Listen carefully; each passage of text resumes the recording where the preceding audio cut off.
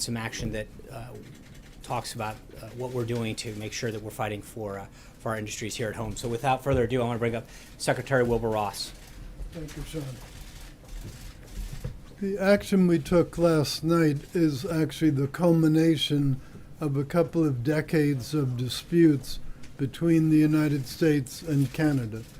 What's provoked the disputes is the following. In Canada, the forests are owned by the individual provinces, and each of the provinces sets a charge for the loggers to use when they're taking trees down. In the U.S., it's all open market, it's all market-based prices. So the provinces subsidize the cutting down of lumber, this technical term being stumpage, and then that lets them charge a subsidized low price when the product hits the U.S. border. We have determined preliminarily that those problems, while they vary from one province to another, in some cases are as high as roughly 25%, and on average are around 20%. So they're quite material items. So what we did, the preliminary decision that was put out yesterday imposes those countervailing duties on softwood lumber from Canada. Those duties will be collected starting today, and they will be collected on a retroactive basis going back 90 days, because it was 90 days ago that the Canadians were put on notice about this being an inappropriate process. What it amounts to is the following. There is roughly $15 billion worth of softwood lumber used in houses in this country, and about 31.5% of that comes from the Canadians. So that's roughly $5 billion a year. 20% tariff on that is essentially $1 billion a year. And the retrospective 90-day feature adds another $250 million to that on a one-time basis. Softwood lumber, as I say, is fundamentally used in single-family houses. We do not think that the price of lumber will go up by anything like the 20%, but there may be some small increase in the price of lumber for the house. So will housing prices be increased in the United States due to that action? Not necessarily, because you're talking such a small amount, and the biggest part of most home prices in any event is the land value, not the lumber value. Lumber is a pretty small percentage of the total cost of a house. Mr. Secretary, what provoked this? As you mentioned, this has been a long-running dispute, subject of conversations between the U.S. and Canadian government, the Bush administration and the Obama administration. Is this part of the milk dispute, and is this a lever or a bargaining chip with the Canadian government over that dispute that's going on as well? This investigation had been underway before anything came up about milk. And on a statutory basis, the last day we could have released the findings would have been today. So the only thing that we did do was accelerate it one day. But it's not related at all to the milk dispute. Do you see it as factoring in the Canadian judgments about how to respond or how to resolve some of these other trade disputes? Well, everything relates to everything else when you're trying to negotiate, so I can't say there's no impact. But what we had tried to do was to clear the air and get this dispute out of the way before the big NAFTA talks went on. That was not possible to achieve, and that's why we went ahead and released the findings. Canada is an extremely close ally and a neighbor. Are you comfortable with how this has worked out in terms of what it means for the overall relationship between our two countries? Well, they are a close ally, they're an important ally, they're generally a good neighbor. That doesn't mean they don't have to play by the rules. What do you mean by generally a good neighbor? Well, things like this I don't regard as being a good neighbor, dumping lumber And there's a feeling in the dairy industry that they were a little bit abrupt in the action that they took the week before. Secretary Ross, the Canadian government says that those are unfair tariffs, and each time the case was brought to an international court, Canada won its case. What do you answer to this? I had nothing to do with the prior cases. I'm confident that this case is a good case. You know, put tariffs on dairy too? The problem with dairy isn't that they're dumping dairy products in the U.S. The problem is the reverse. They're prohibiting U.S. dairy producers from selling their products in Canada, and as a practical matter, and we're looking into whether there are measures we can do to try to correct that. Mr. Secretary, have you heard from anybody in the Canadian government, or has the Prime Minister reached out to President Trump to try to convince you to change your policy or change the approach or work with you in any way? Well, I haven't heard of anybody trying to ask us to change the approach. You've seen the public statements that the Canadians put out. As far as I know, that is their position. Mr. Secretary, I'm curious whether this softwood lumber dispute or the milk dispute points to the need to revisit, to renegotiate NAFTA sooner rather than later. Well, I think it does, because think about it, if NAFTA were functioning properly, you wouldn't be having these kinds of very prickly, very unfortunate developments back to back. So in that sense, it shows that NAFTA has not worked as well as it should. But milk's not covered by that. But milk's not covered by it. This particular milk dispute's not That's, covered by that. that's one of the problems. Mr. Secretary, Why not, in other words? why not try to resolve this in a not-so-public fashion? You're coming out into the briefing room, you're obviously trying to flex the muscles of this administration. What would you say to the layman out there who says, you know, why is President Trump messing with the Canadians now? It's not a question of President Trump messing with the Canadians. We believe the Canadians violated legitimate practice. And to the degree we're correct in that, it should be corrected, just like steel dumping from China or any other trade infraction. You're trying to make a point, publicly. We make it publicly all the time. It's just that there has been so much general public interest engendered by the two things, the dairy and the lumber, that we felt it was good to clarify. During the presidential campaign, people following then candidate Trump would have assumed his singular focus would be on Mexico in terms of trade. All of a sudden now we're hearing all these items related to Canada. Can you tell us why the focus seems to have shifted up north? Well, we had no way to know that the Canadian dairy people would take the action that they did, nor did we have any way to know that the lumber dispute wouldn't have been resolved by negotiation. We tried, it didn't work, and so we went ahead with the statutory proceeding. Is the administration contemplating additional trade action against Canada? I'm sorry. Sorry, is the administration contemplating additional trade actions against Canada at this point? As far as I know, there's nothing immediate contemplated. Secretary Ross, when I talk to trade experts about this, they say the substance of what you did is very routine. Like, this has been done before, these preliminary countervailing duties, but they said what was really irregular was the way that you communicated it.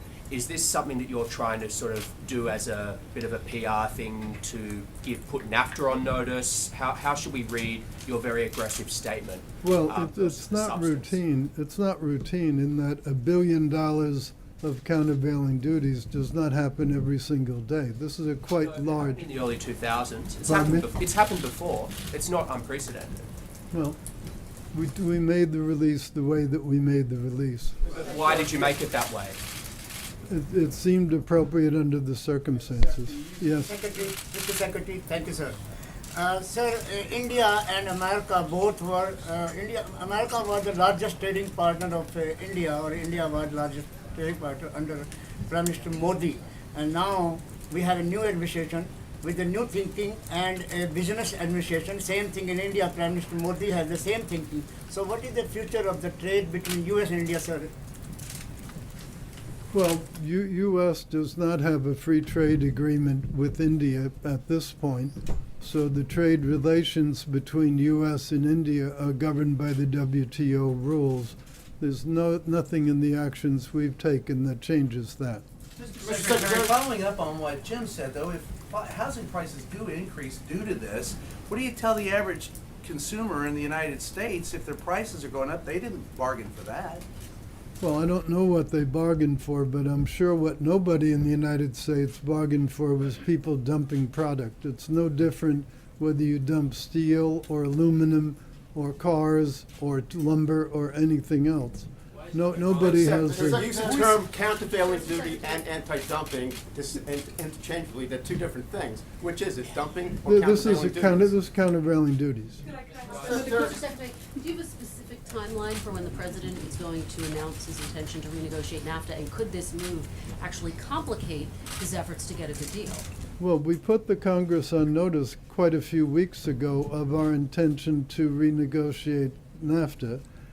What's been stalled is getting the Trade Promotion Authority, the so-called Fast Track Authority, approved by the Congress. Now, with Bob Lighthizer having been confirmed out of the committee today and hopefully coming to the Senate for a full vote very shortly, that should cure one of the objections that some of the senators had. Namely, they were concerned about formally reopening NAFTA in the absence of the U.S. trade rep being confirmed. Now, the catch-22 to that was they were also slow-walking the confirmation, so it was a little bit of a circular thing. But in any event, that appears to be in the process of being corrected. But could this move complicate your efforts to get a good deal?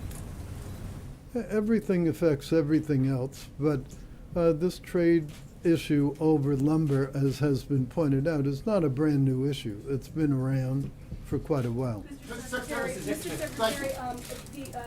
the meeting, the next upcoming meeting of the G7 is about a month away, and the U.S. is in the middle of negotiations with, or talks with China about how to address North Korea. Are you comfortable that the North Korea calculus has not hamstrung your ability to be as direct with China on matters like this? And is the action with Canada meant also to signal to our other Western economic allies and partners that if they mess with the U.S., they could face something like this? Well, as to Canada, as you know, at the Mar-a-Lago meetings, we agreed on a kind of 100-day program, and we're going back and forth with the Chinese over that 100-day program. So we shall see what comes from that. As to the action with lumber, or for that matter with dairy with Canada, it really has no bearing on the Chinese relationship at all. Thank you.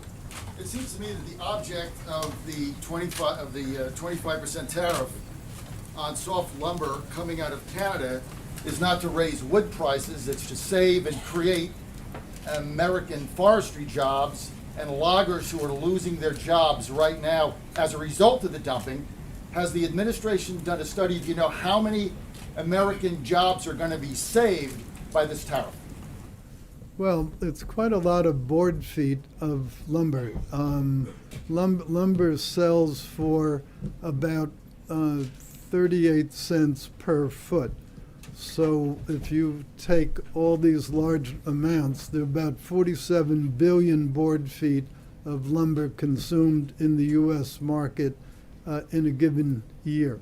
And part of the reason I don't see that there'll be a huge price differential coming in is this only affects 31.5% of that output. The competition among the American producers remains the same. So this is not like suddenly house prices are going to go up 10 or 15%. That's silly. But how many jobs will be created? How many jobs will be created? Pardon me? How many new jobs will be created or jobs will be saved as a result of stopping the dumping? Well, That's the nature of my I don't question. have an exact total, but I can tell you it's in quite a few states along the northern perimeter, going all the way down into Louisiana. So this affects quite a number of people and quite a number of businesses. Mr.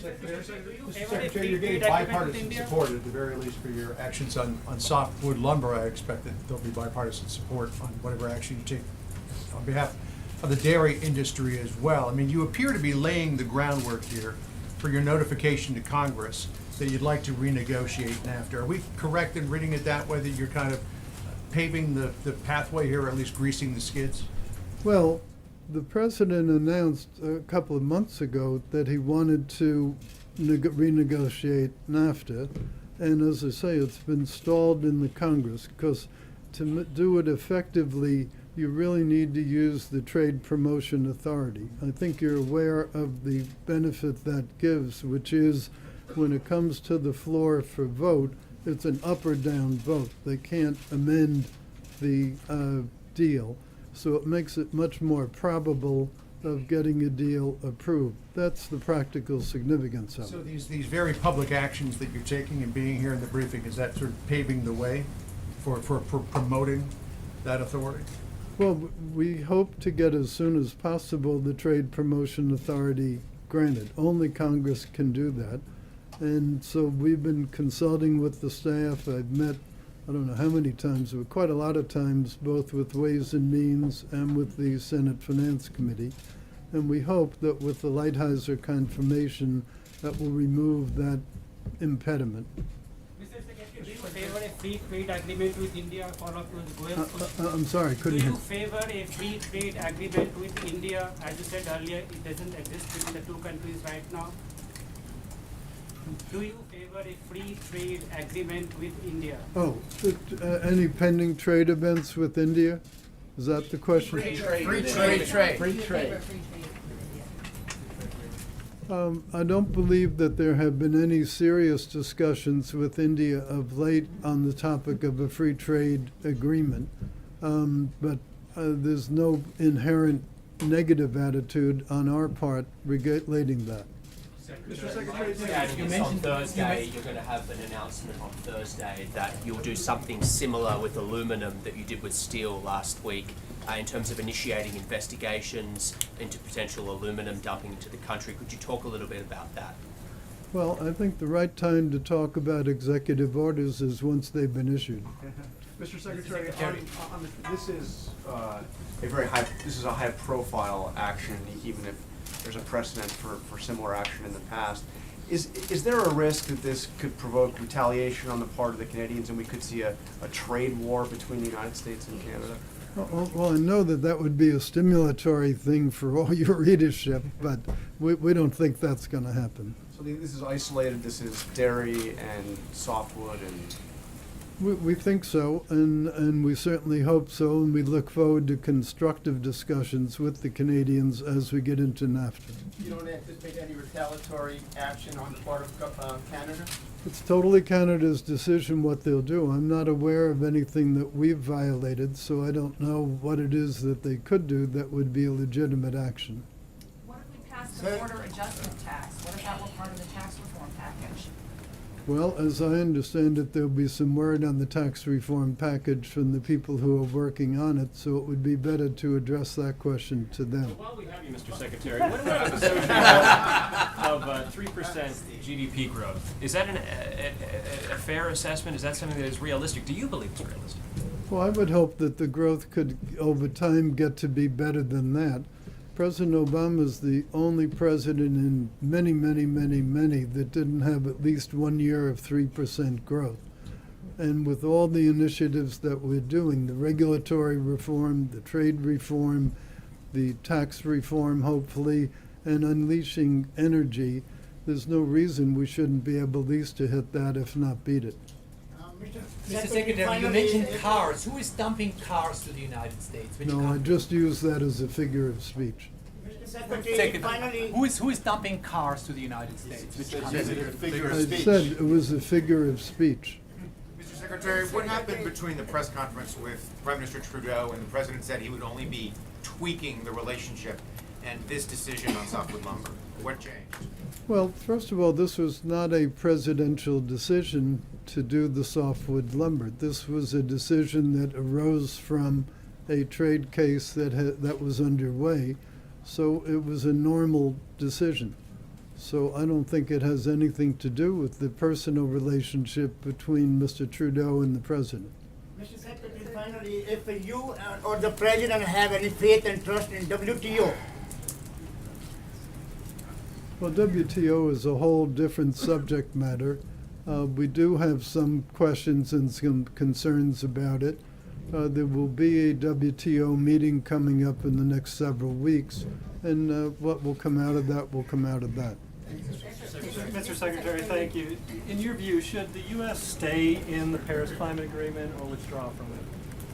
Well, now you're really getting outside my area. You're a participant in those discussions, if I'm not wrong. It's really outside my area. I'm having enough difficulty dealing with the trade issues rather than poaching on other people's territory. Yes, ma'am. Are you concerned about the renegotiations of FTA with South Korea? Well, the 5th anniversary of the South Korean arrangement, the so-called Chorus, comes up, I believe, on May 4th or May 5th, something like that.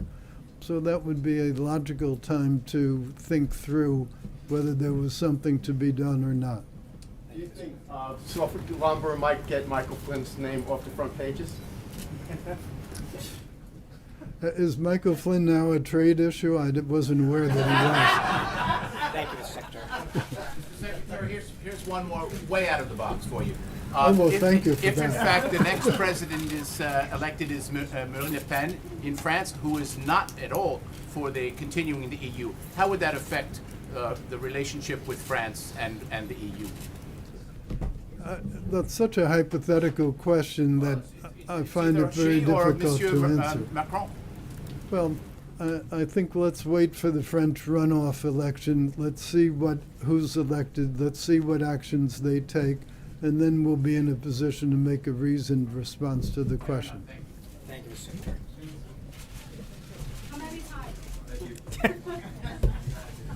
You're always welcome. Come anytime. That doesn't make me feel too good. They said come back anytime. You're always welcome. He is always welcome. I'm glad you're out of questions because I'm out of answers. Now the Secretary is exhausted, you all. So up on the screens, I know we had a little bit of discussion about this yesterday. This is the landing page for the content of the website that we launched late last night on the President's busy first 100 days. I know that many of you have noted the robust pace that the President has kept during these first 100 days. So it's just a glimpse of some of the action that he's taken and some of the key priorities that he made to the American people. Despite the historic obstruction by Senate Democrats, he's worked with Congress to pass more legislation in his first 100 days than any president since Truman. And these bills deliver on some of his most significant promises to the American people. He signed an historic 13 congressional review acts to clear unnecessary regulations and keep government out of the way of the American people. He's extended the Veterans Choice Program, giving our nation's heroes the peace of mind they deserve, while this administration continues to work with Congress to enact comprehensive reform and modernization at the VA. He's refocused NASA's mission to dream big for American space exploration again, and promoted programs dedicated to encouraging women to pursue careers in STEM fields. All told, he has signed 28 pieces of legislation. And it's not just through legislation that the President has made serious progress on his top priorities. The President promised to enforce our nation's borders. His Attorney General, Homeland Security, and their staffs have been working around the clock to fulfill that promise. He has directed a halt of federal funding to jurisdictions that do not comply with federal immigration laws. He has ordered the hiring of 10,000 immigration and customs enforcement officers and agents and 5,000 Custom and Border Patrol agents. And it's working. Illegal alien border crossings have plummeted more than 61% since January of this year. The world is responding to the leadership that the President is bringing to Washington. In all, during his first 100 days, the President has made 68 calls with 38 different world leaders and hosted a total of 16 bilateral meetings. The President has rebuilt America's standing in the world, and these meetings and calls have led to real action. NATO's Secretary General was here a few weeks ago, and he directly credited the President for his tough talk that was fair but tough as a candidate and now as a President for helping to put pressure on the counties and on the countries that are not contributing their fair share to the alliance. Just last week, Aya Higazi finally came home after the President personally addressed her situation with President al-Sisi. And China continues to take positive steps both at the UN and in other arenas to help us combat the threat posed by North Korea. The President has also turned his words into action here at home. For too many years, the hardworking men and women of this country were poorly served and with a government that wasn't working for them but itself in special interests. As the President said during his inaugural speech, those forgotten men and women are not going to be forgotten by a Trump administration. From the moment he took office, the President has been taking action and putting America back to work by putting the people back into the government, unleashing the American economy by slashing overly burdensome and unnecessary federal regulations, welcoming union representatives, top business leaders, and small business owners into the White House to personally hear directly from them about the policies that prevent them from creating and maintaining well-paying jobs. He's reinvigorating our domestic energy sector, reviving private infrastructure investment that helps us become more energy independent. And today, he's signing an executive order setting up a task force that will produce a 180-day review of the regulations, policy, and legislation that unnecessarily hinders economic growth in the agriculture sector. That task force will be led by our newly sworn-in Secretary of Agriculture, former Governor Sonny Perdue. Secretary Perdue, who was sworn in earlier this morning, along with many other cabinet members, will be traveling outside Washington this entire week to share these tremendous achievements with the American people. Small Business Administrator Linda McMahon is in Orlando for multiple events, including a roundtable with Hispanic small business owners. Tomorrow, Secretary Carson will be in Columbus, Ohio, for the 4th stop of his listening tour, where he'll speak to the Ohio Housing Council and meet with local leaders and residents of public housing developments. And Secretary Perdue is getting right to work, traveling to Kansas City, Missouri, Thursday and Friday to visit agricultural facilities and meet with Governor Greitens. The President and his extraordinary qualified cabinet have made incredible progress in just these first 100 days. But this is just the beginning. We look forward to even more prosperity as consumer and CEO confidence continues to rise in the wake of these pro-growth policies. An even safer world from destroying ISIS and other forms of radical Islamic terrorism that threaten our entire globe to keeping our smallest communities safe for American families. And a government that serves the people, not the special interest or personal political alliances. Finally, before I take your questions, I just want to proudly announce that on May 4th, the President will speak aboard the USS Intrepid in New York City to commemorate the 75th anniversary of the Battle of Coral Sea, a major naval battle during World War II in which the United States joined with Australia to halt the advance of enemy forces. That same day at the museum, the President will hold a bilateral meeting with Prime Minister Malcolm Turnbull of Australia. The President looks forward to meeting the Prime Minister and to showcasing the enduring bonds, deep friendship, and close alliance the United States has with Australia. And with that, let's go. John Roberts. Sean, does the White House believe that Lieutenant General Michael Flynn broke any laws in filling out his standard Form 86 disclosure? And furthermore, why is the White House apparently stonewalling the Committee on Oversight and Government Reform on its request for some of the documents that should be in the White House's possession on Mr. Flynn? I will correct you on that.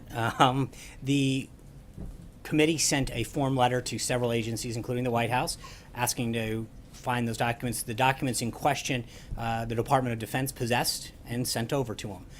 The documents that occurred before he worked here would be up to him to turn over. So my understanding is the committee has the documents that they were looking for. In the letter that Mark Short, and I know that SF-86 was referred to the DIA. And it wasn't just referred to him, that's where it's held. Well, I know, but they were referred to the DIA for the SF-86, and apparently they have gained access to that document. But there are other documents that should be in the White House's possession that Mark Short in the letter to the committee said the White House can't provide because of sensitive nature.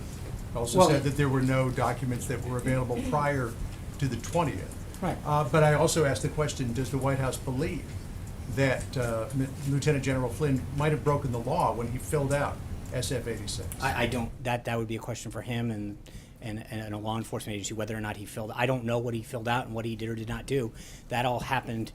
He filled that form out prior to coming here, and so it would be up to the committee and other authorities to look at that. I don't know, but with respect to the letter, they asked for three things. The SF-86, which you properly point out was in the possession of the DIA. My understanding through reports is that they have obtained that.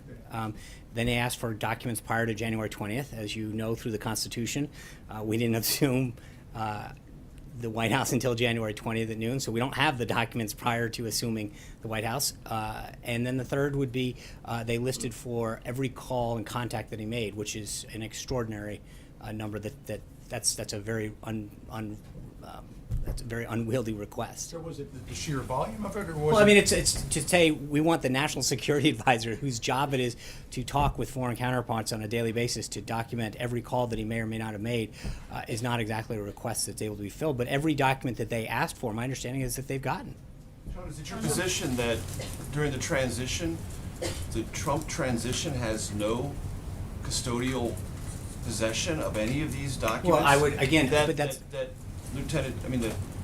Flynn filled out as part of the process to become the president's national security advisor. I mean, you seem to be suggesting there's an arm's length relationship. No, It's your because there's, transition. right, thanks. There's two issues. He had an SF-86, which is a security clearance form that was filled out during the Obama administration. He had a investigation in 2016 that was done under the last administration. And again, those are not documents that the White House would ever possess on any employee. They would come from the requesting authority. Okay, so And so in that case, again, remember they sent out a form letter to I think 5 or 6 agencies requesting the same documents. The place where the documents that they had questioned did fulfill that request. Right, and I'm just trying to find out from your perspective, is there no obligation, either through the transition or the White House, to do anything more than you have done or has been done in this matter? Everything that the White House has been asked to do, we have made that. The only documents that were made available to them that they asked for were the ones that the Department of Defense had. And how about these calls made when he was working during the transition on behalf of a future President Trump? Aren't those things that you should have some either responsibility or obligation to provide if you can? Well, I think again, it's a question is if you can. When you ask for every call, no, but I think that's a pretty. There is, I mean, that to ask for every call or contact that a national security advisor made is pretty outlandish, if you will. To say that we want to have a list of everything that you know, there is no. But theoretically, but again, the those question, calls were made on behalf of the Trump transition, were they not? When? When he was in the, I mean, this. Look, this period Major, of time- he did not. this We period of started time this that the administration on committees January requested. 20th. All the information that they're talking about occurred prior to him being at the White House. Right, but it was So working for the transition, and I'm Okay, just then- saying, is there then- any then obligation asking you the- have? Not the White House. Everything that is being questioned occurred prior to January 20th.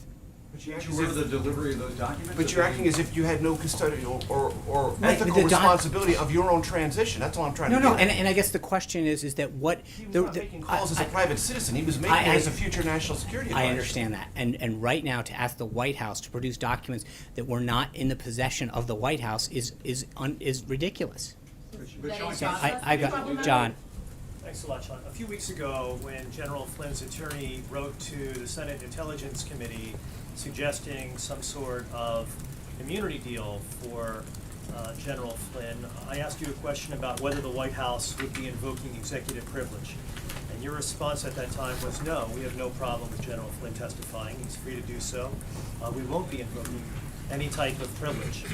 Does that also apply to any documents that the White House may have relating to General Flynn, his service, his short service as the National Security Advisor to the President, and the time in which he served in the transition period as an advisor to the President-elect?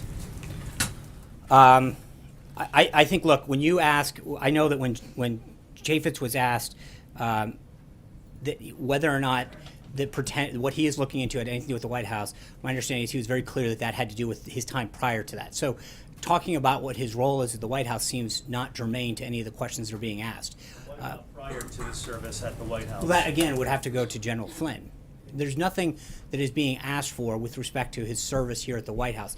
The documents that Major was referring to rest within the Department of Defense. My understanding is that they were provided. And the overall issue of privilege, would you be invoking We're not. privilege? I'm not at this time to answer that question. I don't know the answer. There's nothing that would that I'm responding to on that particular matter. Trey.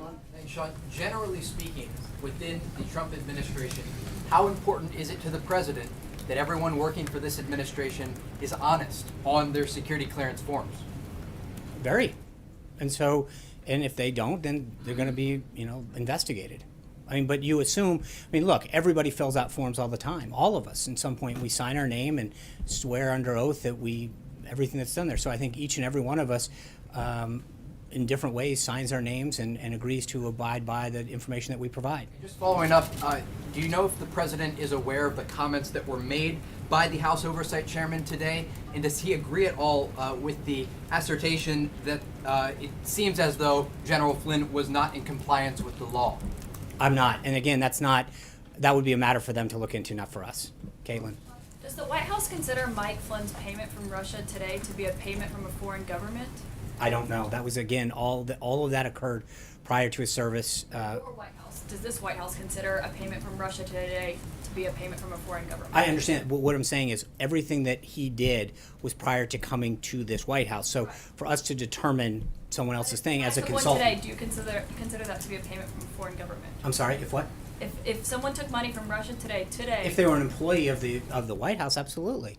But I mean, again, I don't know the exact circumstances. Everything that is being discussed occurred prior to his employment at the White House, occurred as a consultant. And so whatever he did, as long as he did it in compliance with the law, as every one of us as a citizen has the right to do, that's up to an individual to do and then comply with the law. To follow up on that, why wasn't he more closely vetted during the transition period? Well, again, you fill out forms, and I feel like the White House and the Trump transition team should have known about this before they were having him come to the White House. Well, again, you fill out the forms, you do an investigation, you do a background check. Every employee gets that background check done, and they have a security clearance, and they fill it out, and that's how everyone operates under the same guise. I have two questions, but I want to follow up on that. So you're saying that it's a problem with the process of vetting, the vetting process, and not No, I'm just saying your, that. I'm not saying it's a process of vetting. I'm saying that every single person who comes to work in here at a certain level is required to fill out the same form, an SF-86, and that background check is adjudicated. You rely on that person when they sign their name, and then investigators to pick it up. But there's always going to be in the case of people who had a prior clearance, that between the time that they filled it out and had it adjudicated, they could have engaged in something, and whether or not they updated that or not is always the onus is on the individual. I do want to ask you really quickly about the wall. Yesterday, President Trump reportedly said that he's going to delay pushing the wall through. Yeah, he did on the not. Hill. And so can you just clarify what the status of that is? Is it happening when? Thank you. The president made it very clear, I think he tweeted about this earlier, his priorities have not changed. There will be a wall built. It's important to prevent human trafficking, gangs like MS-13 from coming into the country, the flow of illegal drugs, illegal immigration. There is a national and economic safety issue by having a wall that ensures our country's safety. And there's plenty of planning that can be done in FY17. We're going to continue. Our priorities are clear going into FY17, the remainder of budgeting for that, and we'll continue to ask for more in FY18. So it's delayed for now. No, I until didn't. No. I never. No one said delayed. No. There's a No. There's two budget processes. Right now, we're going to end FY17 this week. We hope to continue to get funding in that, as the president laid out, for both border security and homeland security and national defense, as we've always maintained. And then when we come to FY18, that starts at the end of or beginning of October, the end of September, in that next budget, we'll go for the next group of money. So But you expect partial funding? I think we're going to we've made our priorities very clear as we continue to negotiate, and I think nothing has changed on the president's priorities. Sure, one more. The president has threatened to withhold cost-sharing payments from insurance companies, so is that still the case? He hasn't. I think we've made it very clear that we want to repeal and replace Obamacare, and I think we continue to see there's a prop up right now, and that's why we need to act as soon as possible to get an insurance plan in place, a new insurance plan system in place that will protect people's insurance and not have these skyrocketing costs. But we have an artificially propped up insurance system right now because of these payments, and I think that we've got to make sure that we do everything we can as quick as we can to put a system in place that will solve that. Jonathan. So just to follow up on the two big topics, the wall and on Flynn. First, on the wall, just want to be clear. So is the president no longer insisting that there is money for the wall in this current appropriations bill? The president's priorities are clear for FY17. There's a lot of things that we can do in the remaining months up until the end of September for planning and making sure that we get everything that we need, funding that we need for that aspect of things.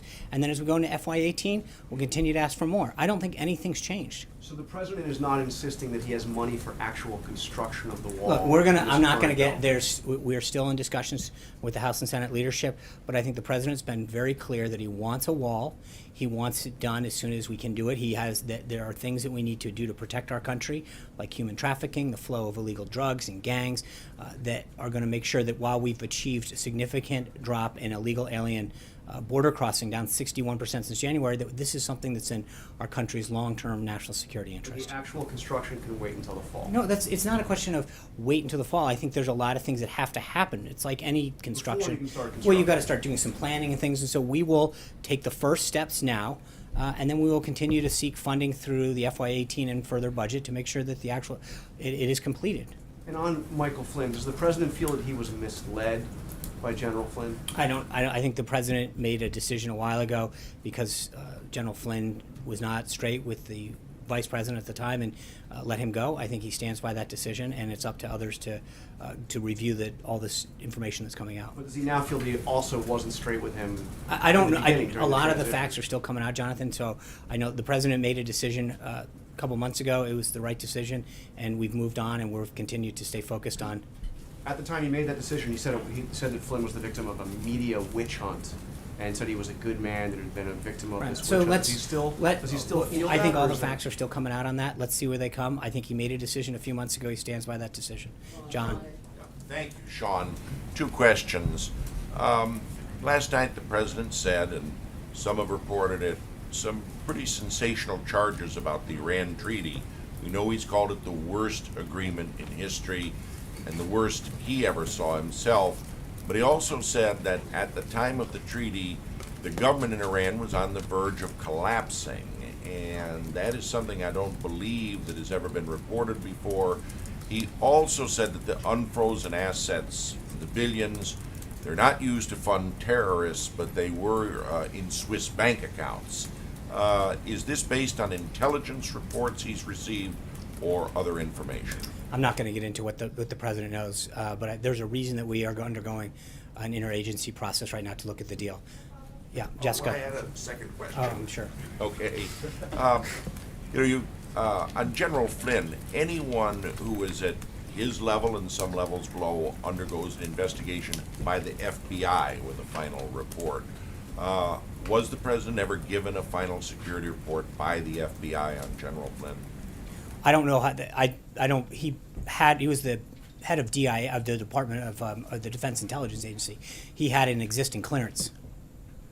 Jessica. So on North Korea, Sean, if you could just talk a little bit more about the overall efforts that the administration is making. We note the United Nations meetings yesterday. Now you've got an up-and-coming meeting with Congress. Are you, as an administration, trying to get a coalition together to build a stronger diplomatic case around actions against Pyongyang? Yeah, well, I think you saw Ambassador Haley yesterday in the discussion that the other ambassadors who visited the White House engaged in a very robust discussion with respect to North Korea, both as a group and then with the president. So obviously, the more that we can solve this diplomatically and continue to apply pressure on China and other countries to use the political and economic tools that they have to achieve a goal in stabilization in the region, but also to tamp down the threat that North Korea faces, I think that is something that we all share.